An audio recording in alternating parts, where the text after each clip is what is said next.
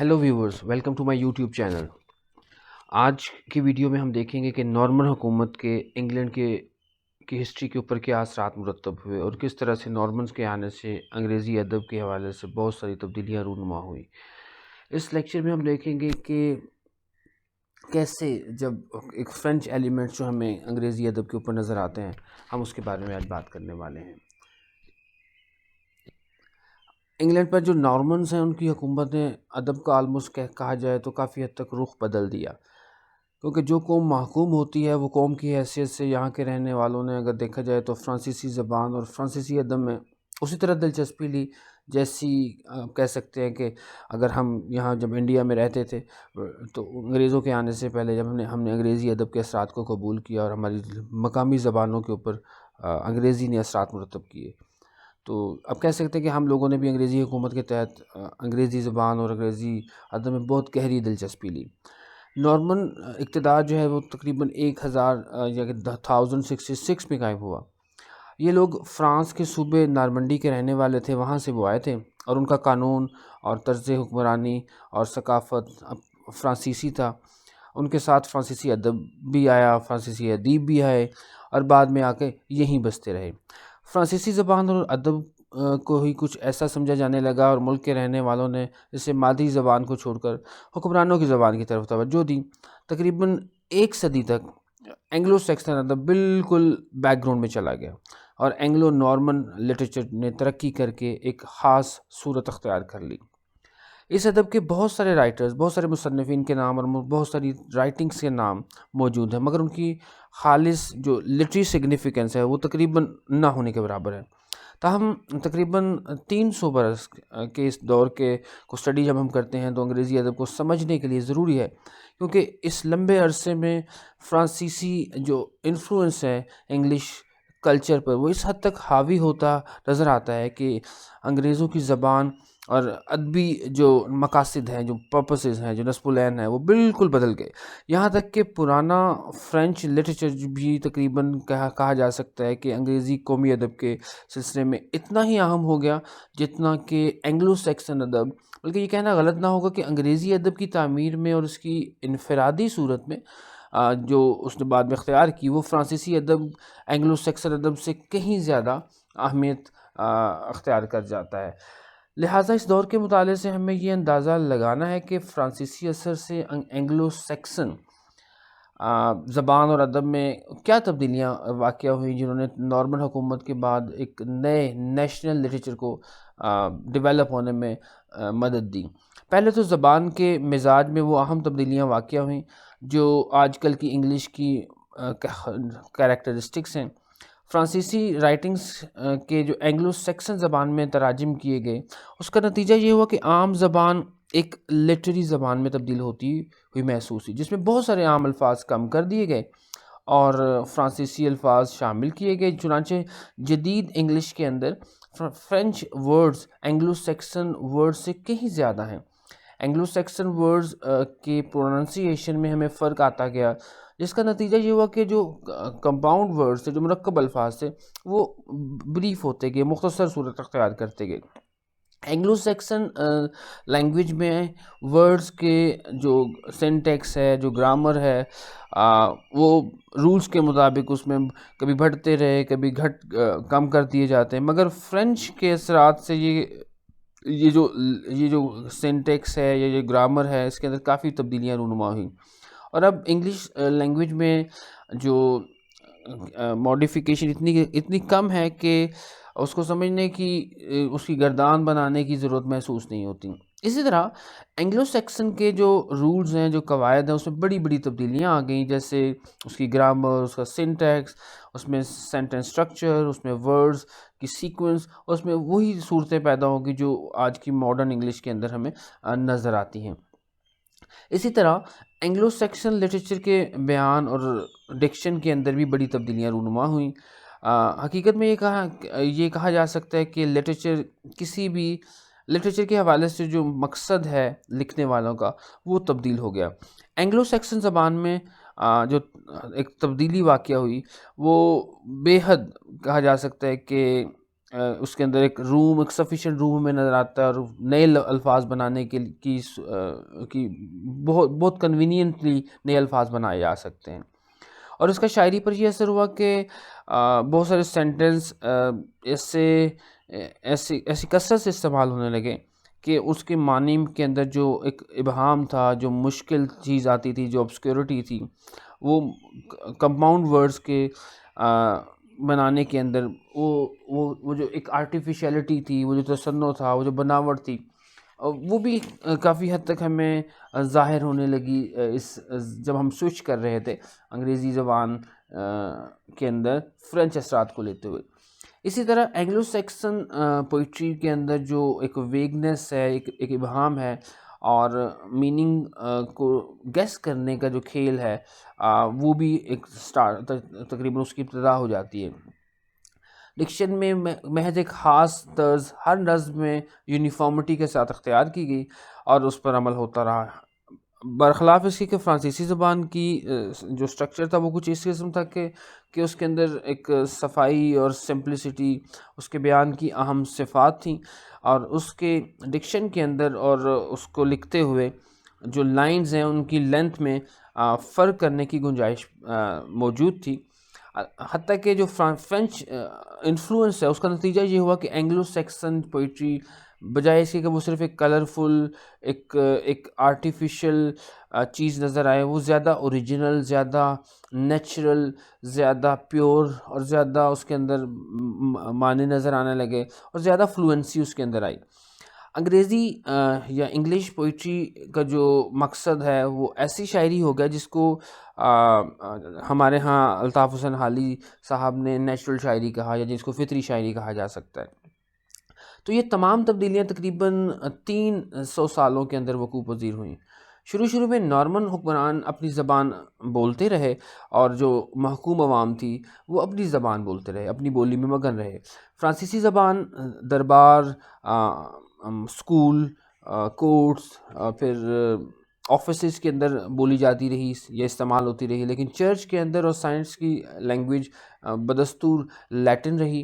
مگر فرانسیسی کی انٹری یا ان کے آنے سے ان سرکلز میں کہیں کہیں فرانسیسی کی اثرات بھی نظر آنے لگے۔ زمیندار نارمن زبان اور جو شہری تھے وہ فرانسیسی بھی استعمال کرتے تھے۔ ملکی لوگوں کو حکومت سے تعلقات میں فرانسیسی ہی استعمال کرنے پڑی، مگر جب تقریباً 1204 میں نارمنڈی کا صوبہ نارمنوں کے قبضے میں آ گیا، یا قبضے میں تھا، بلکہ 1204 میں نارمنڈی کا صوبہ نارمنوں کے قبضے سے نکلا اور وہ محض برطانیہ کے مالک رہ گئے، تو انہیں برطانیہ کی زبان کی طرف توجہ دینی پڑی، یہاں تک کہ حب الوطنی کا یہ جذبہ پیدا ہوا۔ نارمنوں نے جو سیکسن کی زبان ہے اس کو سیکھنا شروع کیا، دونوں قومیں قریب ہوتی گئیں، اور فرانسیسی زبان کے جو محاسن ہیں وہ سیکسن زبان کے اندر سرایت کرتے نظر آئے۔ تقریباً 13ویں صدی میں ان تبدیلیوں کی رفتار اتنی تیز ہو گئی کہ 14ویں صدی شروع ہوتے ہوتے نارمن فرانسیسی زبان کو آلموسٹ استعمال کرنا ترک کر چکے تھے، اور سیکسن زبان میں اتنی تبدیلیاں رونما ہو چکی تھیں کہ انگلینڈ کے اندر جو زبان بولی جاتی تھی اسے انگریزی کہا جا سکتا تھا۔ یہ زبان کچھ ہی عرصے میں اسکولز میں، کورٹ میں اور پارلیمنٹ کی زبان کہلانے لگی۔ 12ویں صدی کے ختم ہونے سے پہلے ہی ایک نیا ادب ظہور پذیر ہوتا ہمیں نظر آتا ہے، جو اولڈ اینگلو سیکسن لٹریچر سے بالکل مختلف تھا، اور فرینچ لٹریچر سے کافی اس کا انفلوئنس ہمیں نظر آتا ہے۔ اس ادب کو انگریزی ادب کی ایک حد تک ابتدائی شکل کہا جا سکتا ہے۔ اس کا زیادہ تر حصہ ریلیجس ہے، اس میں نصیحت، اس میں ڈائریکٹسزم، اس میں پوئٹری، اس میں پروز، اس میں واز کرتا شاعر نظر آتا ہے۔ بائبل کے مختلف جو حصے ہیں اس کے ٹرانسلیشنز ہیں، اخلاق کا درس دیا جا رہا ہے، سینٹس کی سوانح عمری جو ہے، ان کی بایوگرافی جو ہے اس کے بارے میں بات ہوتی ہے، اور ہمز بھی اس ادب کے اندر فراوانی سے نظر آتی ہیں۔ اس تمام مذہبی ادب کا جو مواد ہے وہ لیٹن یا فرینچ رائٹنگ سے لیا گیا ہے، مگر اس کے لکھنے میں جو بات اس کی طرز میں ایک منفرد یا انفرادی حیثیت اختیار کرتی ہے وہ خاص طور پر توجہ کے قابل ہے، اور اس کا اندازہ لگانے کے لیے کچھ اہم تصانیف کا مطالعہ ضروری ہے۔ 2 نظمیں، پوئما موریل اور مولم، یہ خاص طور پر توجہ کی حامل ہیں۔ پہلی ایک قسم کا اگر کہا جائے تو ایک واز ہے جس میں عیسائیوں کو، پہلی سے مراد یہاں پہ پوئمہ موریل ہے، جس میں عیسائیوں کو گناہ کی زندگی کو ترک کر کے نیکی کی زندگی کی طرف آنے کی دعوت دی گئی ہے، اور انفرادی اعتماد پر خاص طور پر زور دیا گیا ہے۔ اس نظم کا طرز اور اس کو لکھنے کا انداز بالکل یونیک اور کافی ایفیکٹو ہے۔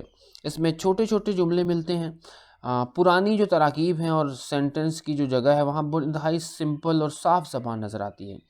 اس نظم میں تقریباً 7 ڈفرنٹ وزن کے آلموسٹ 400 مصرے ہیں، اور وزن کی ترتیب میں آئمبک ہے، اور یہ بہر بعد میں کہا جا سکتا ہے کہ ان نظموں کے لیے مخصوص ہوگی جن کو بعد میں بیلڈ کہا جانے لگا۔ اور کافیوں کا التزام بھی کچھ اس طرح سے ہوا کہ جو کپلٹ میں ہمیں نظر آتا ہے۔ اور دوسری، یہ میں نے بیلڈ اور کپلٹ کی ڈیفینیشن بھی آپ کے سامنے رکھی ہے۔ دوسری جو ہے وہ تقریباً انجیل، دوسری سے مراد یہاں پہ جس میں انجیل کے لیے انجیل کے 40 ٹکڑوں کا ترجمہ ہے، اور اس کا طرز اور اس کا عروج بھی آلموسٹ ماڈرن ہے۔ اس کا طرز اور عروج بھی ماڈرن ہے، اور اس کی بحریں جو ہیں وہ پہلی نظم کی ہیں، مگر کافی حد تک مختلف ہے، چنانچہ اس کو انگلش میں ہم بلینک ورس کی پہلی نظم کہہ سکتے ہیں۔ ہمز میں ہمیں لو رن سب سے زیادہ نمایاں نظر آتی ہے، جس میں ہمیں پہلی دفعہ انگریزی شاعری کے لیے فرانسیسی جو شاعر ہے ولن، VILLON ولن، اس کے زیر اثر ایک خوشنما بند یا اسٹانزا استعمال کیا گیا ہے۔ نثر کی سب سے اہم تصنیف جو ہے ہمارے سامنے، اس کا نام ہے دا اینکرین ریول۔ اینکرین ریول جو ہے اس میں ترک دنیا کے حوالے سے اصول بتائے گئے ہیں، اور زبان میں ایک نئی لطافت بہت حد تک نمایاں ہے۔ سینٹس کی زندگی کے حالات، لائف آف سینٹ برینڈن جس کا فرانسیسی سے ترجمہ کیا گیا، اور لائف آف سینٹ ڈنسٹن سے زیادہ نمایاں ہمیں نظر آتے ہیں۔ ان میں ایک نئی شاعری نظر آتی ہے جو بہت ہی سادہ، بہت ہی ہلکی اور بہت ہی فلوئنسی اس کے اندر، ایک تیز رفتار شاعری کہا جا سکتا ہے زبان کے اعتبار سے۔